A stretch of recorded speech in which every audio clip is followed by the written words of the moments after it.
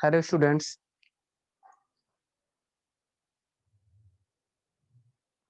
आज की इस मीटिंग में आपको एग्जाम्पल नंबर 9 के बारे में बताएंगे। इसमें कहा है समान भार P व P दो डोरियों ACP व BCP द्वारा लटकाए जाते हैं। यानी दो समान भार हैं, दोनों भार समान हैं, P भार है उनका, दो डोरियों ACP तथा BCP द्वारा लटकाए जाते हैं। डोरियां एक चिकनी खूंटी C के ऊपर से जाती हैं। जो डोरी हैं वो एक चिकनी खूंटी C के ऊपर से होकर जाती हैं, जो एक भारी दंड AB के सिरों पर बंधी हैं। यदि दंड का भार W हो तो उसका केंद्र A से स्मॉल a, यानी जो उसका गुरुत्व केंद्र है वो A से तो स्मॉल a तथा B से स्मॉल b दूरी पर है। तो सिद्ध करो कि AB का क्षैतिज के साथ जो कोण होगा वो इतना होगा। ये हमें प्रूव करना है। तो इसके लिए अगर हम ये कहें कि यहाँ कोई खूंटी है, ये चिकनी खूंटी, तो इसमें कहा है P और P दो डोरियां, यानी समान भार P दो डोरियों ACP और BCP द्वारा लटकाए जाते हैं। डोरियां चिकनी खूंटी C के, ये खूंटी है C, चिकनी है, के ऊपर से जाती हैं, जो एक भारी दंड AB के सिरों पर बंधी हैं। यह मान लीजिए कोई दंड है AB।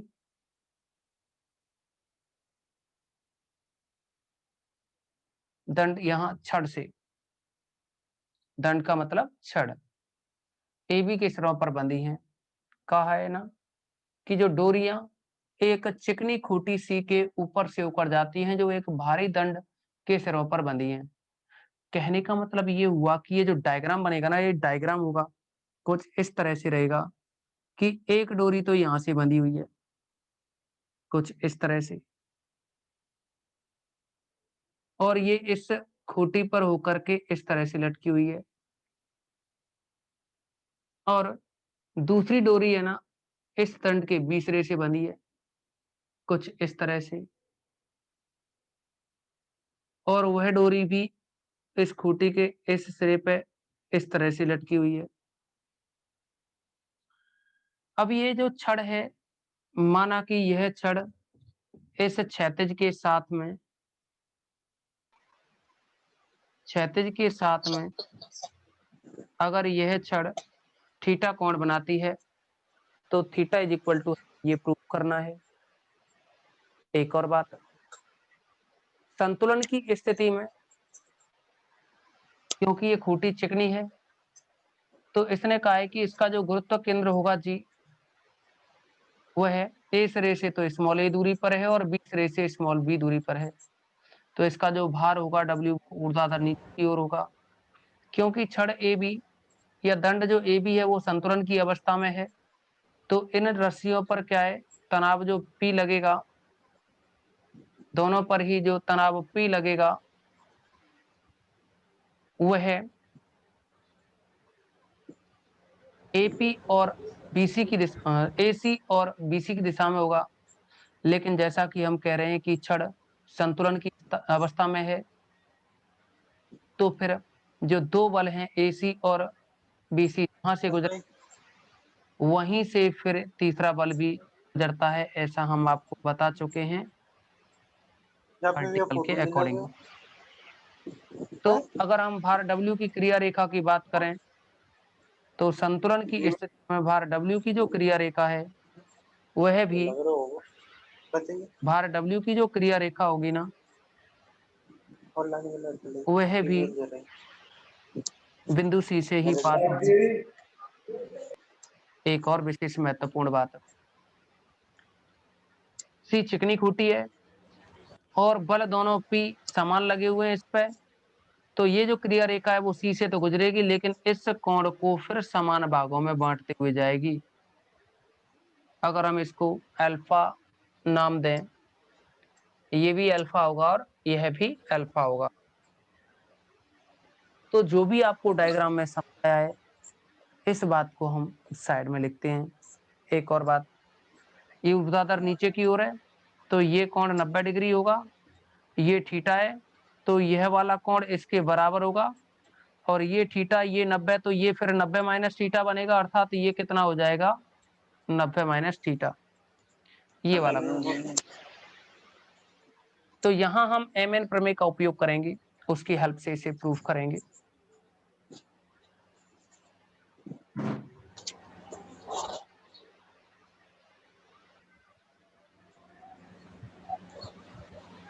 माना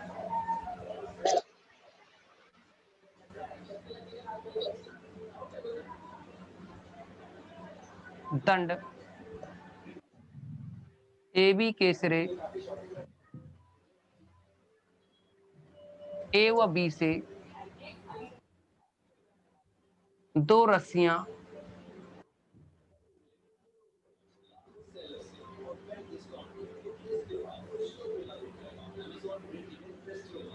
बंधी हैं, जो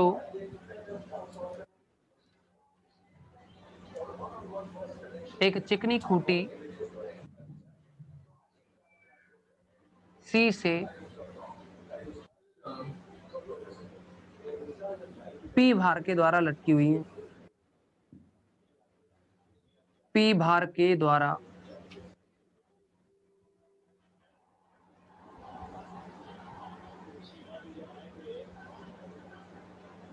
संतुलन की स्थिति में है, ऐसे लिख सकते हैं।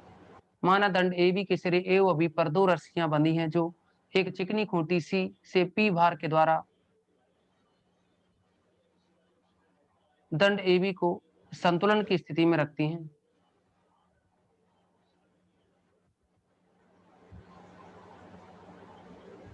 P भार के द्वारा लटकी हैं,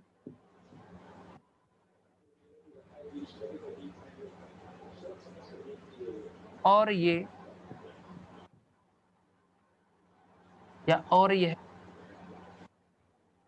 दंड को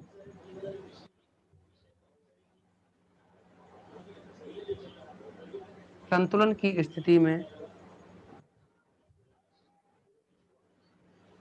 बनाए हुए हैं, और यह का मतलब है जो भार है, या इस पे जो P भार लटके हुए ना ये, और यह दंड को संतुलन की स्थिति में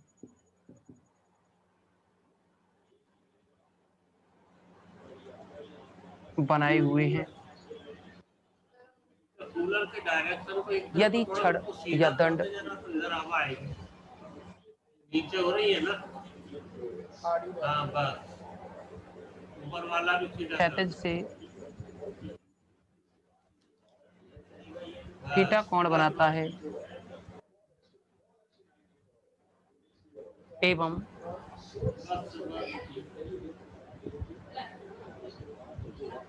छड़ का भार W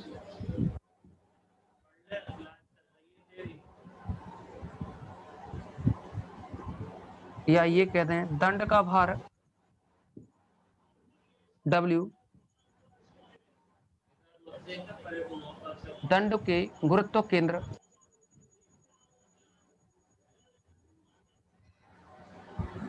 G पर है, जो कि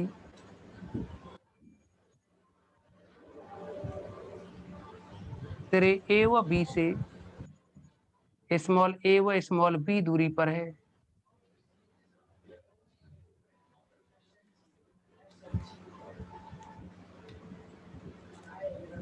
अब हम यह कह सकते हैं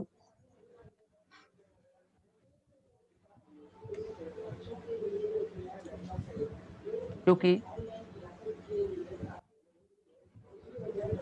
खूंटी चिकनी है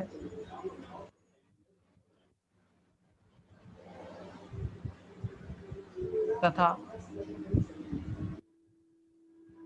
सिरों पर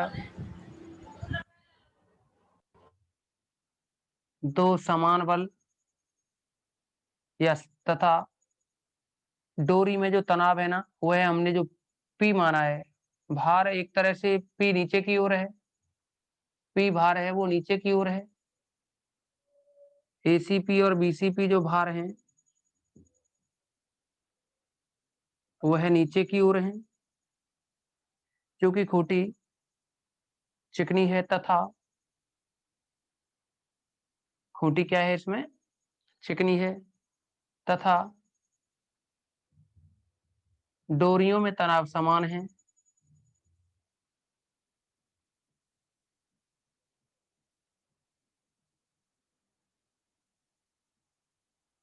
तब दंड के भार W की क्रिया रेखा भी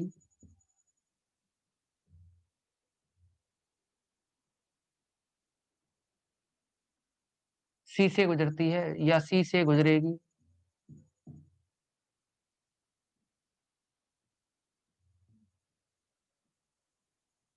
और AC व BC के साथ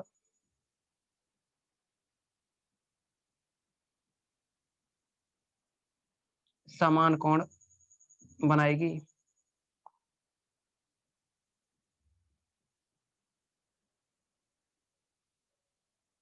माना ACG और ये जो BCG है यह कोण कितने हैं अल्फा अल्फा हैं। माना कोण ACG व कोण BCG बराबर अल्फा। अब देखिए यहाँ तीनों जो बल हैं इनके संतुलन की स्थिति की चर्चा करें हम, क्योंकि छड़ तीन बलों के अधीन संतुलन की स्थिति में है, जो कि निम्न है। क्योंकि छड़ AB या दंड AB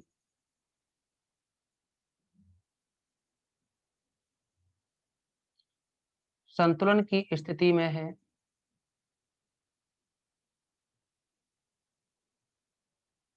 तब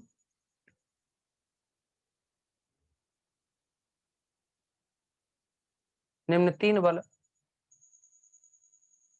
कार्यरत होंगे या निम्न बल कार्यरत होंगे।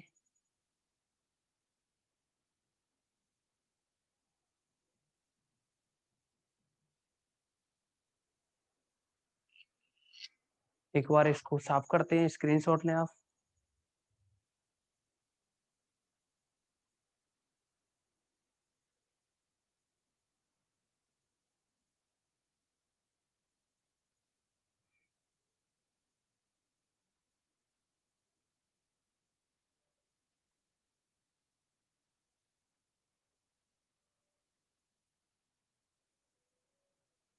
डायग्राम मेन होता है, जैसा कि हम आपको पहले भी कई मीटिंग में बता चुके हैं।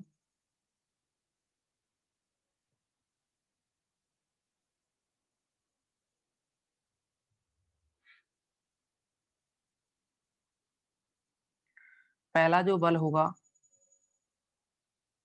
दंड का भार G, दंड का भार है जो W वह G पर केंद्रित होगा ऊर्ध्वाधर नीचे की ओर। दंड का भार G ऊर्ध्वाधर दंड का भार W ऊर्ध्वाधर नीचे की ओर G पर। ऐसे ही क्या है डोरी AC में तनाव P AC की ओर,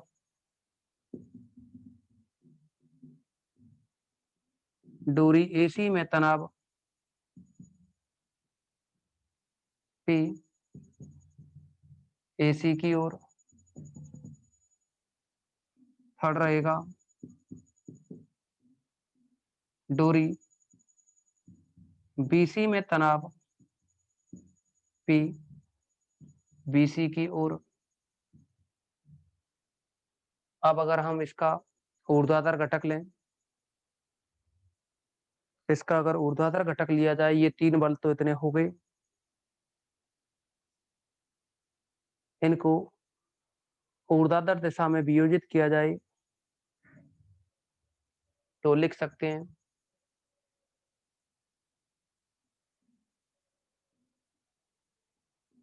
ऊर्ध्वाधर दिशा में वियोजित करने पर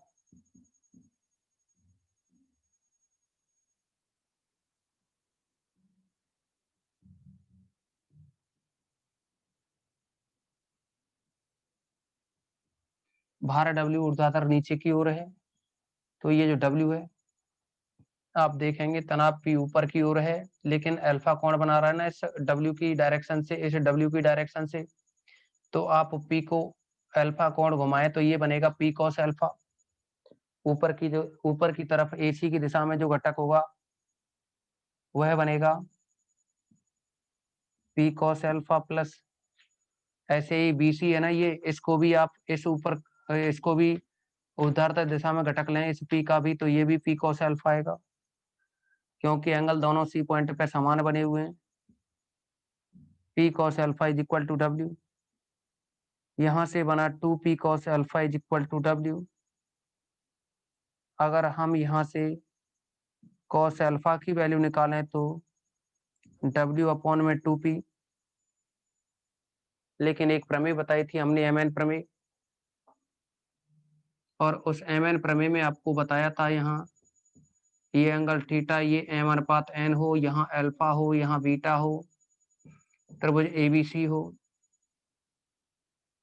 तो आपको बताया था M plus N cot theta, M plus N cot theta is equal to, दूसरा बना था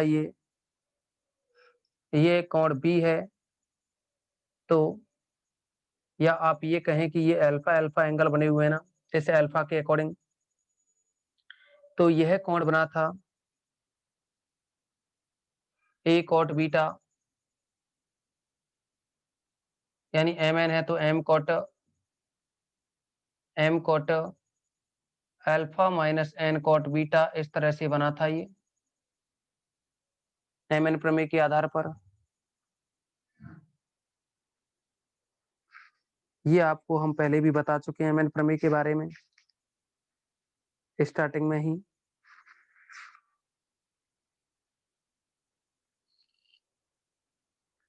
तो यह होता है M plus N cot theta is equal to M cot alpha minus N cot beta. तो आप देखेंगे यहाँ कि अल्फा बीटा की जगह तो अपने पास अल्फा अल्फा है, लेकिन थीटा की जगह अपने पास 90 माइनस थीटा, और जो MN है यहाँ M और N उनकी जगह A और B है, ये दूरियां A और B हैं MN की जगह, तो इनको हम काम में लें। अब MN प्रमेय से, तो यहाँ जो MN प्रमेय बनेगी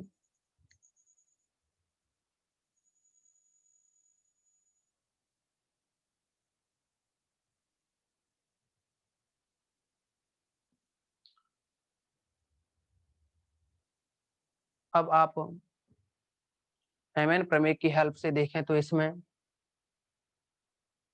फॉर्मूला आपको लिखाया M प्लस N, तो M प्लस N की जगह A और B है तो A प्लस B, यह बनेगा A plus B cot theta, theta की जगह अपने पास 90 minus theta is equal to, आप देखेंगे कि M कॉट अल्फा, M ये अल्फा ये, तो M कॉट अल्फा, लेकिन M की जगह अपने पास A है तो A कॉट अल्फा,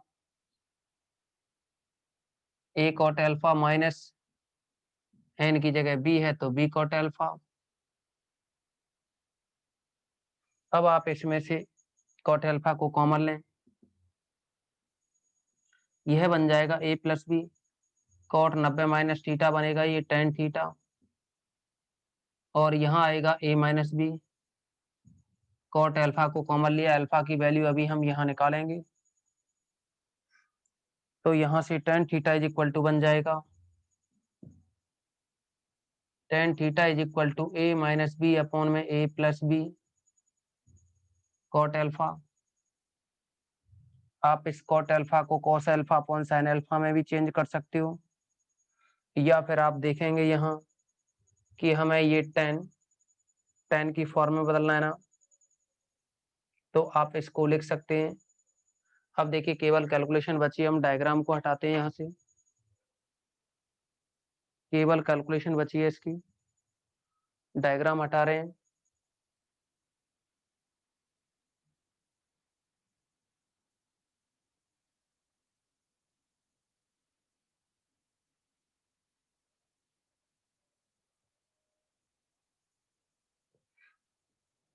आप देखेंगे इसमें कि tan इनवर्स है, यानी थीटा निकालोगे तो tan inverse a minus B upon a plus B cot alpha, तो कॉट को आपको बदलना है tan की फॉर्म में,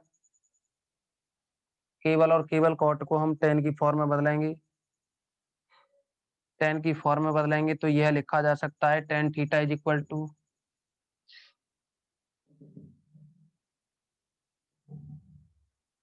a minus B upon a plus B, a minus B upon में a प्लस बी, साथ में ये जो कॉट अल्फा है इसको tan में बदलना है हमें। वैसे आपको या तो देखो tan में भी बदल के लिख सकते हो, अगर आप कॉट अल्फा को tan में बदलना चाहो तो tan 90 माइनस कर सकते हैं ना, tan 90 minus alpha is equal to cot alpha होता है।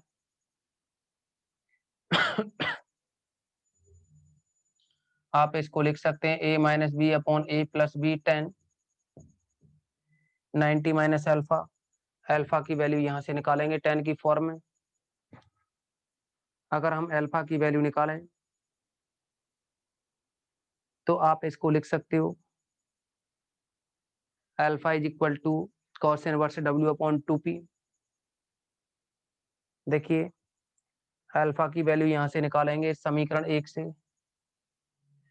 अल्फा इज इक्वल टू आएगा cos inverse w upon 2p, cos inverse w upon 2p।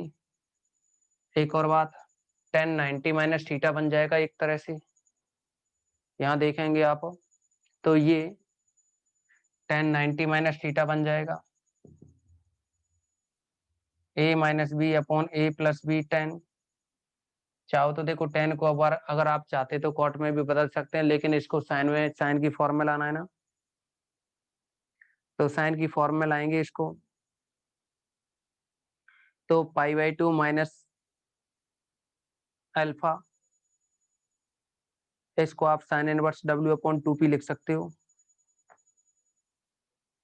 Sine inverse w upon 2p, क्योंकि एक फॉर्मूला होता है आप जिसको भी जानते हो, तो sine inverse x plus cos inverse x is equal to pi by 2। तो यहाँ से साइन इनवर्स x निकाला जाए, sine inverse x is equal to pi by 2 minus cos inverse x, तो आप देखेंगे कि pi by 2 minus cos inverse x है जो कि साइन इनवर्स x के इक्वल होता है। आप यहाँ लिख सकते हैं sine inverse w upon 2p, यह वैल्यू बनी आपकी tan थीटा के इज इक्वल, यहाँ से अगर हम थीटा निकालें तो ये बनेगा tan इनवर्स, ऊपर है a माइनस बी अपॉन में a प्लस बी, साथ में बनेगा tan, और ये वैल्यू है यहाँ sine inverse w upon 2p। तो यहाँ तक किसी भी स्टूडेंट को कोई डाउट्स नहीं होना चाहिए, उम्मीद करते हैं बहुत अच्छे से समझ में आया होगा।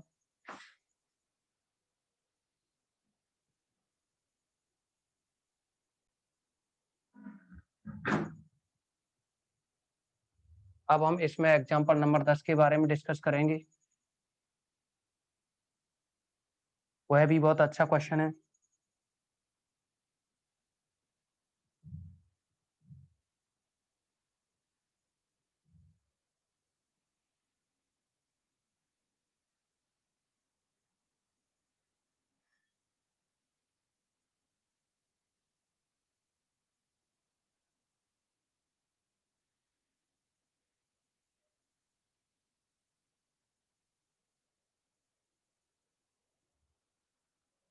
यह दिया है आपके लिए एग्जाम्पल 10 में कि एक समान 30 सेंटीमीटर लंबी,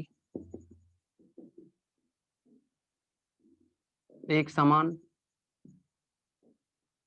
30 सेंटीमीटर लंबी छड़ एक नियत बिंदु से दो रस्सियों द्वारा लटकाई गई है। एक नियत बिंदु से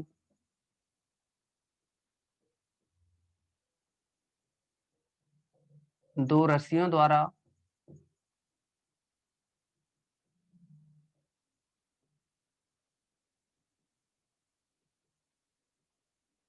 लटकाई गई है।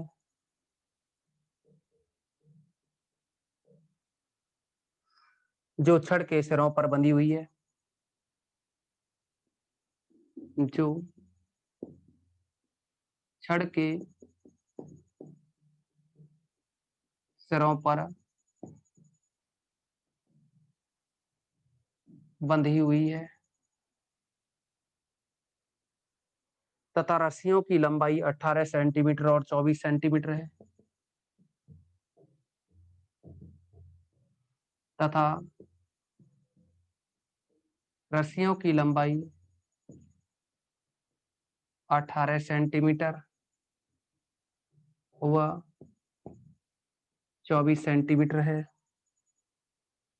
यदि साम्य अवस्था में छड़ यदि साम्य अवस्था में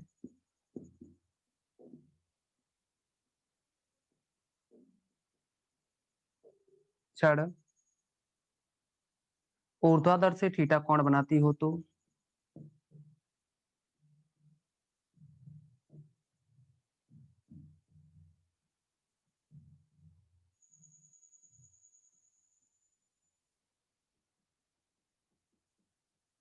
सिद्ध कीजिए कि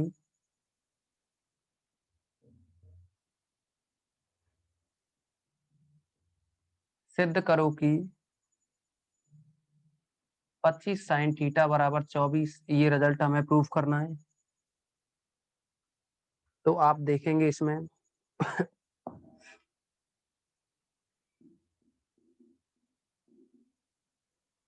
एक समान छड़ 30 सेंटीमीटर लंबी एक समान 30 सेंटीमीटर लंबी छड़ एक नियत बिंदु से दो रस्सियों द्वारा लटकाई गई है जो छड़ के सिरों पर बंधी हुई है तथा रस्सियों की लंबाई 18 सेंटीमीटर और 24 सेंटीमीटर है। साम्य अवस्था में छड़ ऊर्ध्वाधर से थीटा कोण बनाती हो तो सिद्ध करो कि 25 साइन थीटा बराबर 24। कंडीशन कुछ इस तरह से है, पहले ये पॉइंट सी था, अब भी कुछ मान सकते हो, मान लीजिए ये पी पॉइंट है।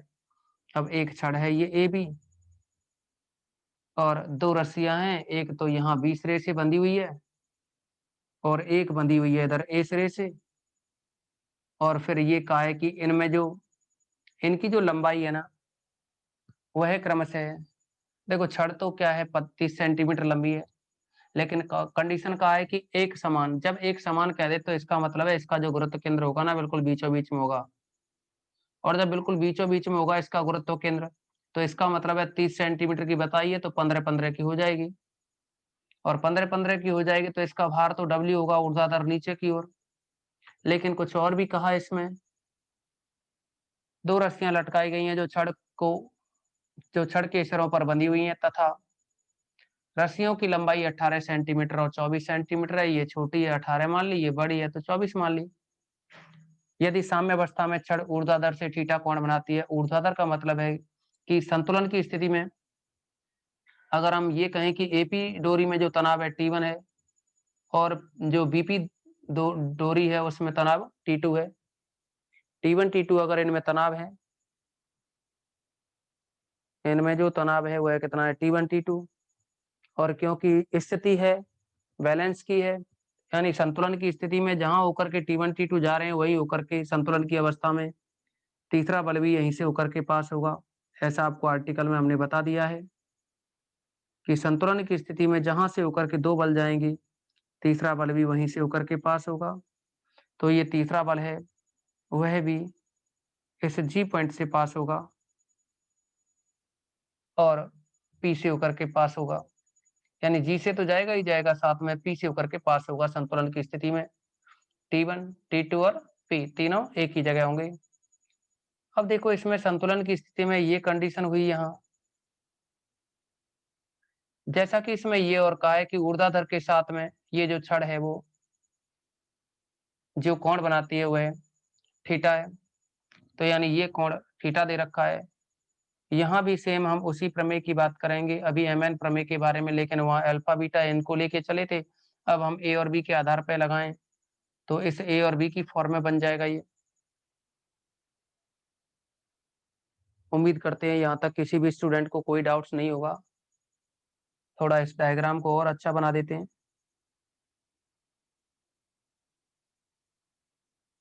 ये जो भार डब्ल्यू है ना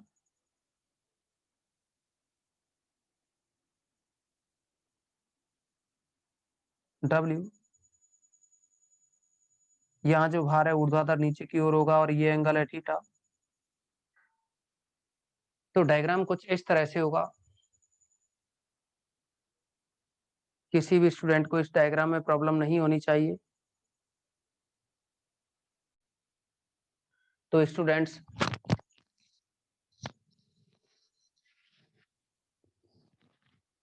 जैसा कि आपको बताया कि 30 सेंटीमीटर लंबी एक छड़ के सिरे ए व बी दो 18 सेंटीमीटर और 24 सेंटीमीटर लंबी रस्सियों द्वारा एक नियत बिंदु पी से बंधे हैं। डायग्राम को आपको हम पहले ही बता चुके थे, इसको थोड़ा रिपीट कर देते हैं। 30 सेंटीमीटर लंबी छड़ के सिरे ए और बी,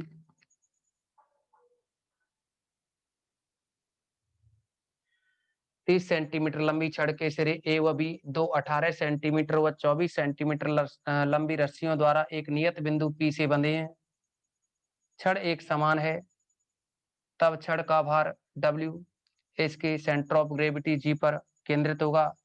यानी छड़ क्या है, ये एक समान है तो इसका जो गुरुत्व केंद्र है वो G पर केंद्रित होगा। एवं छड़ AB ऊर्ध्वाधर के साथ थीटा कोण बनाती है। कहा है कि ये जो छड़ है ना AB, ये जो ऊर्ध्वाधर है W, इसके साथ कितना थीटा कोण बनाती है।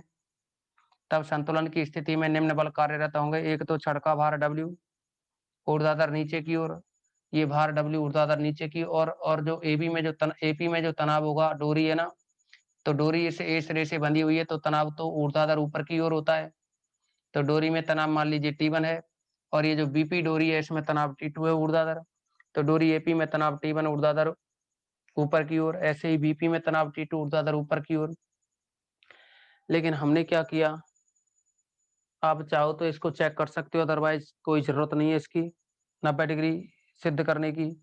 हमने लिख दिया यहाँ वैसे 24 का वर्ग 18 का वर्ग बराबर 30 के वर्ग के होता है।